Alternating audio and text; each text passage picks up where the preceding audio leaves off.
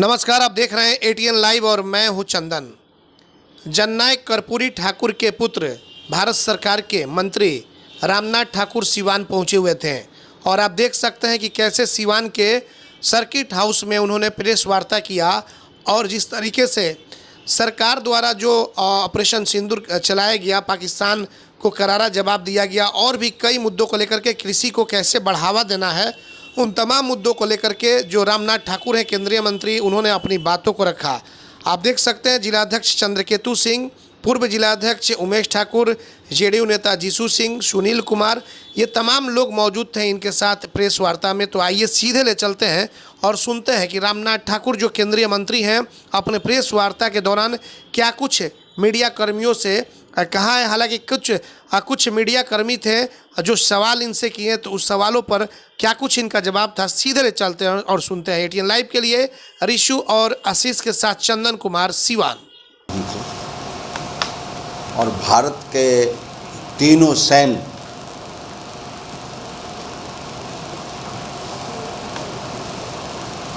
गार्जियनों को बहुत बहुत धन्यवाद, बहुत बड़ी शुभकामना कि उन्होंने देश की रक्षा के लिए जो हमारे बहनों का, माँओं का जो सिंदूर छिना था, उसको 2 रोज़ों के अंदर भारत सरकार ने कार्रवाई कर उसे सिखाने का काम किया है।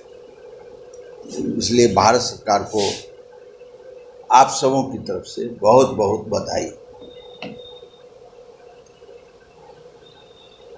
मैं तो कृषि मंत्री हूँ।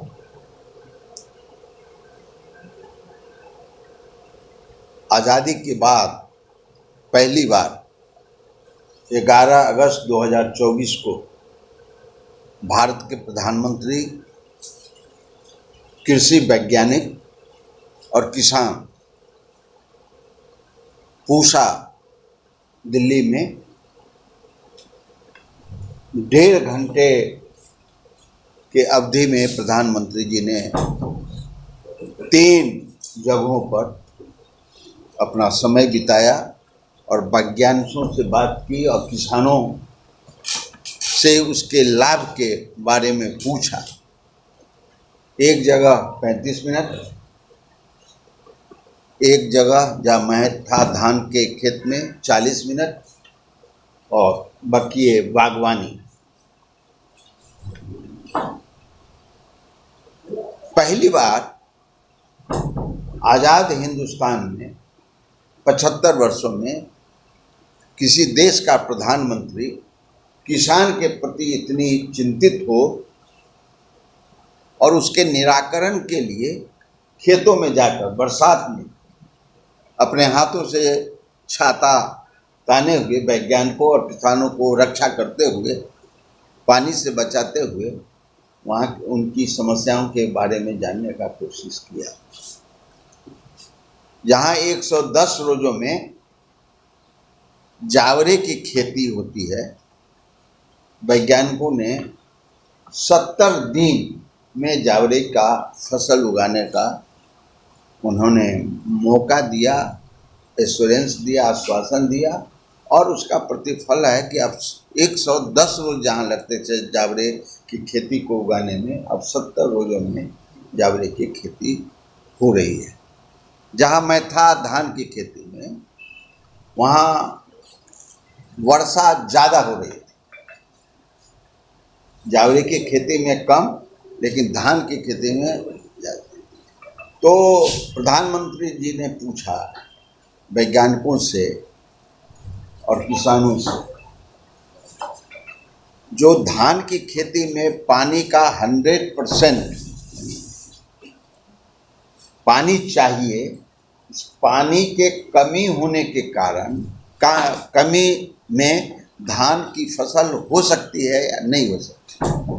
तो वैज्ञानिकों ने ये बताया और किसानों ने भी बताया कि 30% पानी कमी रहने के कारण भी धान का फसल के उपजाऊ में कोई फर्क पड़ने वाला नहीं है, उससे अधिक उपजा हो रहा है। और आपको जानते ही हैं, सुन के आश्चर्य होगा कि हमारी खाद्य का उत्पादन जरूरत से ज़्यादा हो रहा है और 80 करोड़ लोगों को 5 किलो अनाज देकर भारत सरकार ने उसका, तो ये 70 दिन 30% पानी कम, 70% में। और जब वो बागवानी, साग सब्जी, आम पौधे के कैंप पर जब गए तो वहाँ भी एक पेड़ में, साग सब्जी में एक पेड़ में 7 किस्म का सब्जी, बैगन, भिंडी और तरह के 7 तरह के सब्जियां एक पेड़ में। इसको बताया नहीं, करके दिखाया। तो कृषि और आम में जो 100 बरस 150 बरस पहले का पुराना पेड़ है, उसको वैज्ञानिकों ने डाल काट के दूसरे पेड़ का, दूसरे फल का, आम का ही वेराइटीज उसमें उगाने का काम। तो नई चीज हम लोग सरकार में आए हैं, वही से 3 टर्म प्रधानमंत्री हैं, हमको तो 10 महीना हुआ है। इसमें जो खेती की पैदावार बढ़ रही है, किसानों को की जागरूकता भी बढ़ रही है, और नए नए किस्मों का और जो उपकरण, किसानी यंत्र, कृषि यंत्र जो दिए जा रहे हैं सब्सिडी पर, उसका उपयोग किसान भाई कर रहे हैं। तो कृषि के विभाग जो है वो किसानों की भलाई के लिए, आम लोगों के लिए जो काम हो रहे हैं, और अनुदान भी, पहला सिग्नेचर जो पहला ओथ हुआ, उसके बाद जो कैबिनेट बैठी, उसमें पहला किसान के बारे में निर्णय हुआ। तो किसानों के बारे में जब कोई नहीं सोचता था, तो प्रधानमंत्री जी ने और नई सरकार ने, शिवराज सिंह चौहान जी ने जो काम किया है, उस काम के लिए मैं आप लोगों की तरफ से और सिवान जिला की जनता की तरफ से उन्हें बधाई देना चाहता हूँ। सर, आपने पहले ही मालूम हुआ है, आज अखबार में भी मैंने पढ़ा, तो पूरी जानकारी लेकर के मैं आपको बताऊंगा। हमको जानकारी विशेष नहीं है, इसलिए मैं। सर, विपक्षी तो इसी का फायदा उठा रहे हैं। वो कह रहे हैं कि केंद्रीय मंत्री रहते हुए लोगों को अगर इसकी जानकारी नहीं है, जब देश के सैनिक की जानकारी नहीं है तो फिर किसकी जानकारी? अब तो ये बात तो आप लोग उठा रहे हैं, हम इनकार तो नहीं कर रहे हैं। हम आपको ये कह रहे हैं कि हमको जानकारी, सही जानकारी ले लेंगे तब आपको हम इन्फॉर्मेशन करेंगे। तो विरोधी पक्ष नहीं है, हाँ, इसके लिए अगला कदम आप क्या उठाएंगे? हम जाकर जानकारी लेंगे कि किस कारण से उनको शहीद का दर्जा नहीं मिला। हम तो जानकारी लेकर के सही बात न आपको बताएंगे। सर, आपके बीजेपी के मंत्री सुफिया कुरैशी, जो कि लड़ाई में आपने देखा कि बिल्कुल लीड कर रहे थे, क्या कुछ उन पर बयान कर दिया, लेकिन अभी तक कार्रवाई नहीं हुई, तो आखिर क्यों नहीं हो रही? क्या कारण? कोर्ट के आदेश के बावजूद मंत्री जी पर कार्रवाई नहीं हो रही है, क्या कारण है? वो सर्वोच्च न्यायालय में केस चल रहे हैं और वहाँ के जज स्वयं उनको फटकार लगा रहे हैं। जो नहीं कहना चाहिए वो भी कह रहे हैं। फटकार लगाना आपकी पार्टी क्या कर रही है? आपकी पार्टी क्या कर रही है? बीजेपी क्या कर रही है? पार्टी क्या एक्शन ले रही है? बीजेपी आखिर एक अनुशासित पार्टी कहलाती है, तो आखिर बीजेपी क्या कर रही है? अभी तक क्यों खामोश है? जब कोर्ट में मामला चला जाता है, तो आम पार्टी, कोई भी पार्टी उस पर कोई संज्ञान लेती है, तो कहा जाता है कि सर्वोच्च न्यायालय के आदेश, जब सर्वोच्च न्यायालय देख रहा है तो उसमें हस्तक्षेप मेरी समझ से, हो सकता है हम गलत हूँ, मेरी समझ से उसमें इंटरफेयर नहीं करना चाहिए। लेकिन सर इसी मामले में अली मुर्शीद खान सर, आप जो मानते प्रोफेसर हैं हरियाणा के, उनकी गिरफ्तारी होगी? आप मानते हैं कि वो जो बयान दिए हैं वो गलत बयान दिए हैं, वो नहीं देना चाहिए उनको? किनको? जो आपके मंत्री विजय शाह के द्वारा जो निश्चित रूप से नहीं देना चाहिए, निश्चित रूप से नहीं देना चाहिए, नहीं देना चाहिए। हमारे लिए वो वर्दी सर्वोच्च है, महिला सर्वोच्च है, सैनिक सर्वोच्च है। किसी धर्म की हो, किसी जात की हो, उससे हमको नहीं है। वो वर्दी में है तो मेरा है। अच्छा सर, एक तरफ आप लोग मतलब आपका सरकार कह रही है विपक्ष से कि इस पे राजनीति ना हो, लेकिन वहीं देखा जा रहा है कि भारतीय जनता पार्टी तिरंगा यात्रा निकाल रही है और बिहार में चुनाव भी है अगले साल। क्या इसका असर पड़ेगा क्या? आप तो बुद्धिजीवी लोग हैं, माफ कीजिएगा, बीजेपी अपना झंडा लेकर नहीं चल रही है। तिरंगा यात्रा में क्या जनता दल यूं अपना झंडा लेकर नहीं है। तिरंगा झंडा थामने में और जुलूस निकालने में क्या हर्ज है? कोई पार्टी अपना झंडा लेकर के चले, उसमें एतराज हो सकता है। नहीं तो सर समाप्त नहीं हम राष्ट्र का झंडा लेकर के सीज फायर हुआ है जी, अभी तो कहा जा रहा है कि सिर्फ और सिर्फ सीज फायर हुआ है, समाप्त नहीं हुआ है। अगर पाकिस्तान हम नापाक इरादों के साथ दोबारा उतरता है तो जवाबी कार्रवाई होगी। सुनिए भाई जी, हम ये कह रहे हैं कि हमारे जो तीनों सैन्य प्रधान, उनको मनोबल ऊंचा नहीं करना चाहिए। देश की जनता नहीं करे। हमने शुरुआत किस चीज से की? हमने शुरुआत किस चीज से की? उसके मनोबल को वो ऊंचा उठाने के लिए तो हमको कदम उठाना पड़ेगा, या तो देश की जनता को उठाना पड़ेगा। इसको हर एक चीज में पार्टी को नहीं जोड़ा जाए। राष्ट्र की विचारधारा को आगे बढ़ाने का। बिहार का मुख्यमंत्री सर कौन बनेंगे? नीतीश कुमार जी के नेतृत्व में चल रहा है, वही बनेंगे, और क्या कर। लेकिन बीजेपी तो आप लोगों के साथ गेम कर रही है। फिर से चिराग पासवान बोल रहे हैं स्वतंत्र हम लड़ेंगे सर। ये आपकी सोच है। नहीं, हमारी सोच नहीं है। हमारा जो पासवान जी का पहले आप देखेंगे, नहीं, ये तो आप उन्होंने सीधे ये आपकी सोच। कौन क्या कहा सुने में? आपने हमसे पूछा है तो गठबंधन है भारतीय जनता पार्टी, जनता दल यूनाइटेड का, हम का, चिराग पासवान जी का। ये गठबंधन के आधार पर निर्णय हो चुका है। नीतीश कुमार जी के नेतृत्व में सरकार बनेगी। तो चिराग जी तो सर बोल रहे हैं स्वतंत्र लड़ेंगे। उसको किस एंगल से लेते हैं आप? हम तो नहीं देखा है अखबार में, ना टेलीविजन में देखा है कि दोनों आदमी को मिलाकर मिलाए हैं। तो आप अगर क्या कहते हैं कांग्रेस के साथ ही आ जाएंगे तो उनसे हम हाथ नहीं मिला सकते। आप उसको राजनीतिक पैटर्न पर नहीं। चिराग जी के एक सांसद सुनिए मेरा, देखिए किसी भी पॉलिटिकल बड़े लीडरों के मिलने को सुनिए घटनाक्रम से जोड़ के देखा जाता है। घटनाक्रम से देखा जाता है। देखिए उसमें कोई सर 2020 में, लेकिन चुनाव 6 के बाद छोड़िए ना, चुनाव 6 महीने के अंदर होंगे। जनता का आशीर्वाद होगा। सब पार्टी के नेता आएंगे आपसे आशीर्वाद लेने के लिए। जनता को जो उचित समझ में आएगा उसको आशीर्वाद देगी और आपके माध्यम से वही मुख्यमंत्री। सर 2020 में चिराग पासवान की वजह से आप 80-82 से 40-42 पे आ गए थे और 2025 में चुनाव होने वाला है। कहा जा रहा है कि बीजेपी आप लोगों को 15 तक सिमट देगी। सुने ना, पुरानी बात को जी लाने से क्या फायदा? चिराग जी के सर सांसद भी कह रहे हैं कि इस बार संख्या बल आधारित होगा कि मुख्यमंत्री कौन होगा। अधिकार है कहने का, कहेंगे। इसको क्या उनका तक हम कुछ नहीं है। मेरा गठबंधन है, मैं यह समझता हूँ गठबंधन है।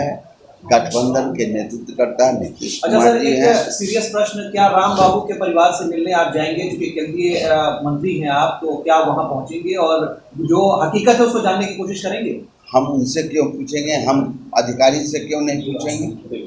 सही जानकारी क्यों नहीं लेंगे? तब जाएंगे उनके यहाँ। सिवान आकर के आप उनके घर तक नहीं जाएंगे सर? ये कोई प्रश्न हुआ? ये प्रश्न हुआ? हम आपके माध्यम से हमको मालूम हुआ हमको नहीं जानकारी है। हम सरकार से इसके बारे में जानकारी लेंगे और जानकारी लेंगे तो आपको बताएंगे। सर क्या मुस्लिम कौम इस बार जेडीयू को वोट करेंगे? आपको कैसे मालूम होगा कि हमको नहीं वोट क्योंकि करेंगे? बिल जो उससे क्या मतलब है? आप लोग सरकार के साथ आप लोग सुने, कौन कहता है नाराज? कौन कहता है नाराज? कौन कहता है नाराज? कौन कहता है नाराज? आप सुनिए ना, सुनिए, खाली बोलिए नहीं, सुन भी। प्रश्न किया है तो सुनिए।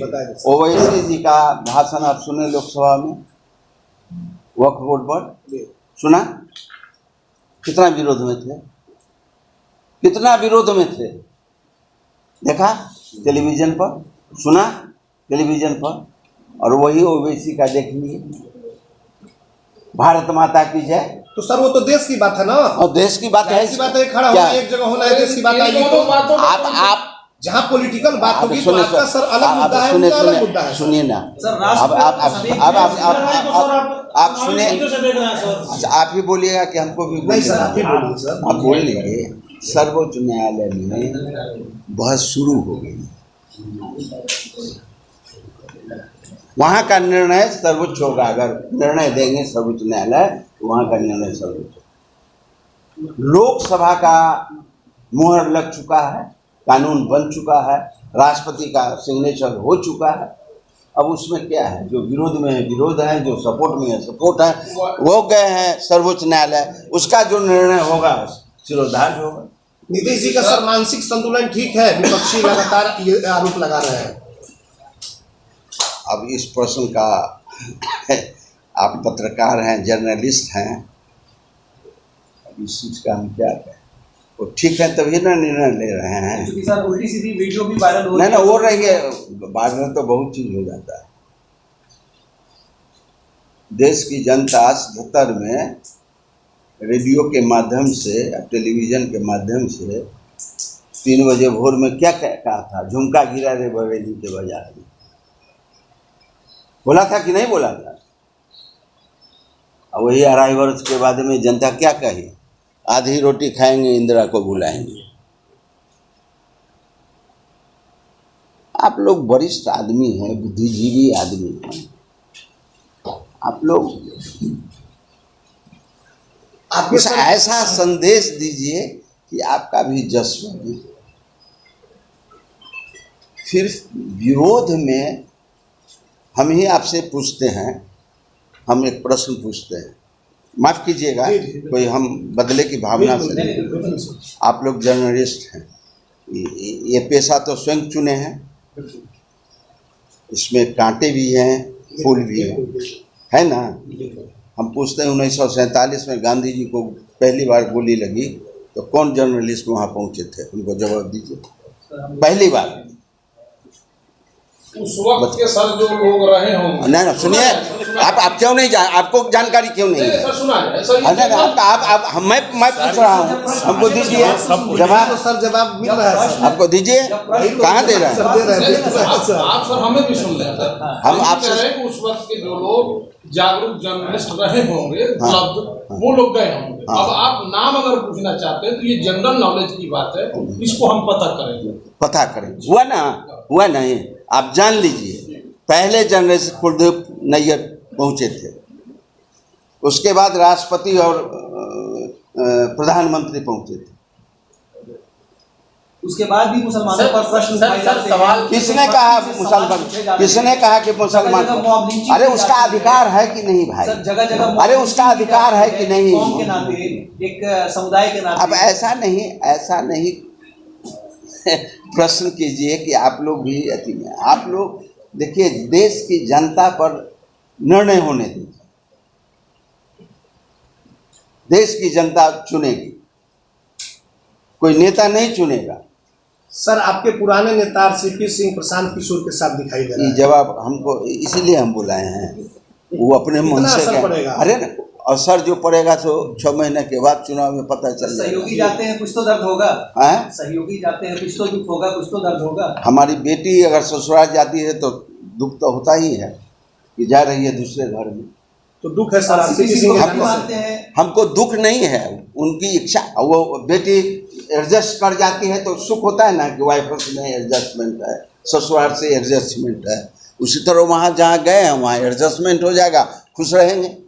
सर तेजस्वी यादव बोल रहे हैं कि लोग 20 साल से सत्ता में हैं, लेकिन सवाल ये लोग महागठबंधन से पूछते हैं कि 2005 के पहले ऐसा था वैसा था, लेकिन ये लोग अपनी उपलब्धि नहीं बताते। आप क्या जानते हैं, सो बताइए 2005 के पहले क्या था, सो हमको बताइए। आरोप लगाते हैं 2005 के बाद क्या है, सो बताइए। अच्छा सर, सीवान आए हैं, सीवान सर 2005 के पहले पूरे बिहार में अपहरण का उद्योग चलता था, हत्याएं होती थी, चोरी डकैती होती, और आज भी चोरी डकैती और हत्याएं हो रही है। केवल क्या नहीं हो रहा है, तो अपहरण का उद्योग नहीं चल रहा है, बाकी चीज तो हो ही रहा है। चरम सीमा पे है भ्रष्टाचार अगर कहें तो हर विभाग में घूसखोरी बढ़ा हुआ है, अधिकारी मानते नहीं है, कर्मचारी मानते नहीं है।